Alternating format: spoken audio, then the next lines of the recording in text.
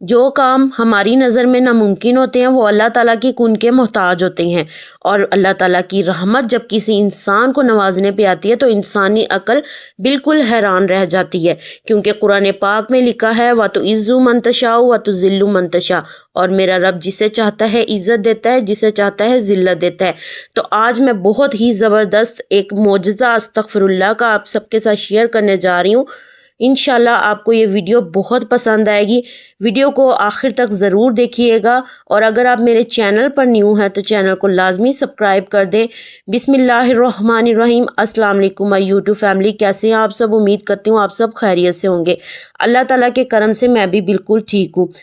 یہ کہانی ہے ایک ایسی لڑکی کی جو ایک نیک شریف ماں باپ اور مالدار ماں باپ کی اکلوتی بیٹی تھی، جس کا نام ثنا تھا۔ ثنا اپنے ماں باپ کے گھر میں بہت عیش و عشرت اور ناز و نخرے سے پلی تھی۔ اس کے ماں باپ نے اس کی شادی ایک بہت ہی اچھے گھرانے میں کی۔ اس کا شوہر ثنا کا اس سے بہت زیادہ محبت کرتا تھا اور اس کا ہر طرح سے خیال رکھتا تھا، کیونکہ وہ اپنے ماں باپ کی بھی لاڈلی بیٹی تھی اور اپنے شوہر کی بھی لاڈلی بیوی تھی۔ اور جیسے ہی ثنا حاملہ ہوئی، اسے نہیں پتا تھا کہ قسمت اس کے ساتھ اب کیا کرنے جا رہی ہے، یہ قسمت اسے کس طرح سے آزمانے جا رہی ہے۔ وہ ناز و نخروں سے پلی ہوئی بیٹی اور بہت زیادہ لاڈلی بیٹی، اس کے سر پر ایک طرح سے قیامت ٹوٹ گئی۔ جس دن وہ حاملہ ہوئی اس کے اگلے ہی ہفتے اس کے شوہر کا روڈ ایکسیڈنٹ ہو گیا اور اس کی ڈیتھ ہو گئی۔ یہ غم کا پہاڑ ثنا پر اس طرح سے ڈوبا کہ ثنا بالکل ہی گمسم سی ہو گئی اور وہ ہر ٹائم روتی رہتی تھی۔ اس کی ماں نے اسے گلے سے لگایا کہ ثنا بیٹی، حوصلہ رکھو، یہ سب اللہ تعالیٰ کی آزمائش ہوتی ہے، اللہ تعالیٰ اپنے پیارے بندوں کو آزماتا ہے، صبر کا دامن کبھی نہیں چھوڑنا اور اللہ تعالیٰ کی یاد میں ہمیشہ مشغول رہنا۔ چنانچہ ثنا نے اپنی ماں کی بات کو ایسے تھاما اور اپنی ماں کی بات پر عمل کرتے ہوئے وہ پنجگانہ نماز ادا کرتی رہی، صبر کرتی رہی اور اللہ تعالیٰ کی یاد میں مشغول رہتی اور استغفر اللہ کثرت سے پڑھتی رہتی تھی۔ اسے کیا پتا تھا کہ قسمت اس کے ساتھ اب نہ جانے اور کیا کچھ کھیلنے جا رہی ہے۔ قسمت نے اس سے اس کے ماں باپ بھی چھین لیے۔ دونوں ماں باپ عمرے پر جا رہے تھے کہ ایروپلین جو ہے وہ کریش کر گیا۔ تو اس کے بعد ثنا کے اوپر ایک کے بعد ایک غم کا پہاڑ ٹوٹتا گیا اور ان کی جو جائیداد تھی ان کے ماں باپ کی، وہ ان کے چچوں وغیرہ نے ہڑپ کر لی۔ اب ثنا کے پاس ایک ننھی منی جان بھی آ گئی۔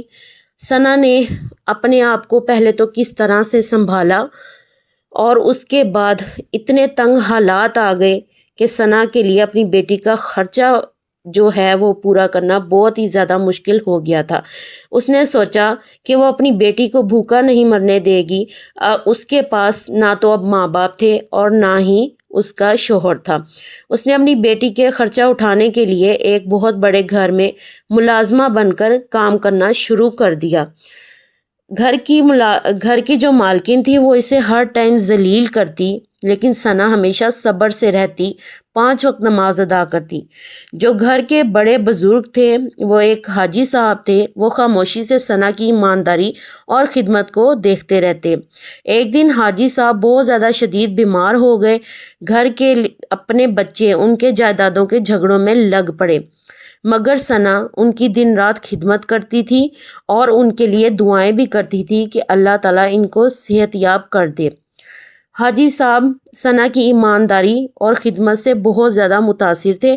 وہ اس کو اپنی بیٹیوں کی طرح سمجھتے تھے۔ وفات سے پہلے حاجی صاحب نے وکیل کو بلایا اور بچوں کو سب کو یقین تھا کہ ساری جائیداد ان بچوں کے نام ہو جائے گی، لیکن جب وصیت کھلی تو سب کے سب حیران رہ گئے۔ وصیت میں لکھا تھا کہ میری اصل اولاد وہ نہیں جو میرے خون سے ہے، بلکہ میری اصل اولاد تو وہ ہے جس نے مشکل وقت میں میرا ساتھ دیا، اور میں یہ بڑی جائیداد اور یہ ایک بڑا گھر ثنا کے نام کرتا ہوں تاکہ وہ عزت سے زندگی گزار سکے۔ حاجی صاحب کے گھر والے سختے میں آ گئے۔ جس لڑکی کو وہ نوکرانی سمجھتے تھے اب وہ قانونی طور پر اس گھر کی سب سے بڑی مالکن تھی۔ حاجی صاحب کا تو انتقال ہو گیا تھا، لیکن سب بہت زیادہ پچھتا رہے تھے کہ یہ ہم کیا کر بیٹھے، کاش ہم اپنے باپ کی عزت خدمت کر لیتے تو آج یہ دن دیکھنا نہ پڑتا۔ لیکن ثنا نے صبر و تحمل اور ہمیشہ عزت سے کام لیا۔ ثنا نے سب کو دیکھا اور آخرکار یہ جواب دیا کہ یہ گھر نفرت بانٹنے کے لیے مجھے نہیں ملا بلکہ محبت بانٹنے کے لیے ملا ہے۔ میں کسی کو بھی اس گھر سے کبھی نہیں نکالوں گی اور میں سب کو معاف کرتی ہوں جس نے بھی میرا دل دکھایا۔ تو اعلیٰ ظرف انسان ہمیشہ اسی طرح سے کرتے ہیں کہ وہ اللہ کے بندوں کو معاف کر دیتے ہیں جو ان کا دل دکھاتے ہیں۔ یہ سن کر سارے گھر والوں کی آنکھوں میں آنسو آ گئے۔ جن لوگوں نے ہمیشہ اسے نکرانی سمجھ کر حقیر جانا اور اس کو کبھی عزت نہیں دی تھی، آج وہی سب اس سے معافیاں مانگ رہے تھے۔ زندگی میں انسان کو اس کا مقام صرف دولت نہیں دیتی بلکہ اس کا کردار، صبر اور اخلاص دیتا ہے۔ کبھی کسی غریب یا کام کرنے والے انسان کو حقیر نہیں سمجھنا چاہیے، کیونکہ اللہ چاہے تو ایک لمحے میں اس کی عزت سب سے بلند کر سکتا ہے۔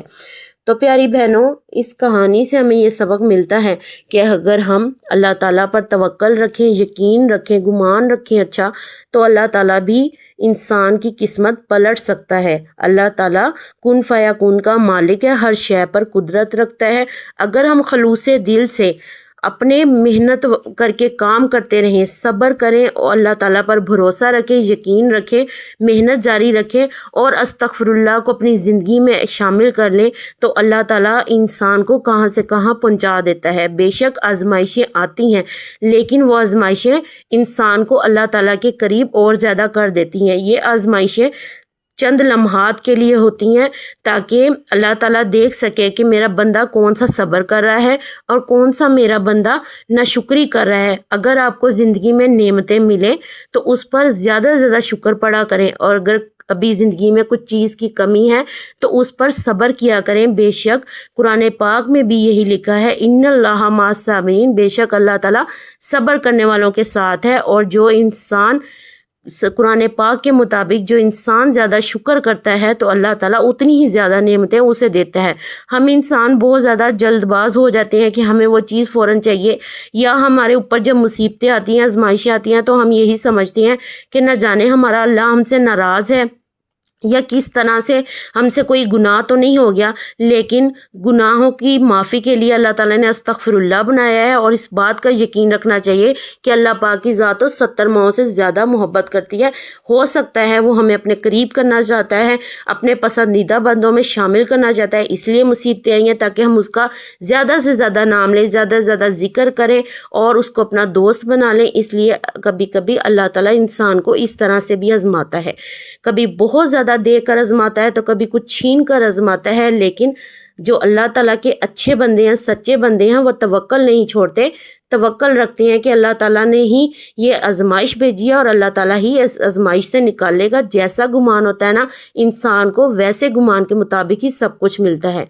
تو میری پیاری بہنوں، یہ تھی میری آج کی ویڈیو۔ امید کرتی ہوں آپ کو ویڈیو اچھی لگی ہوگی۔ انشاءاللہ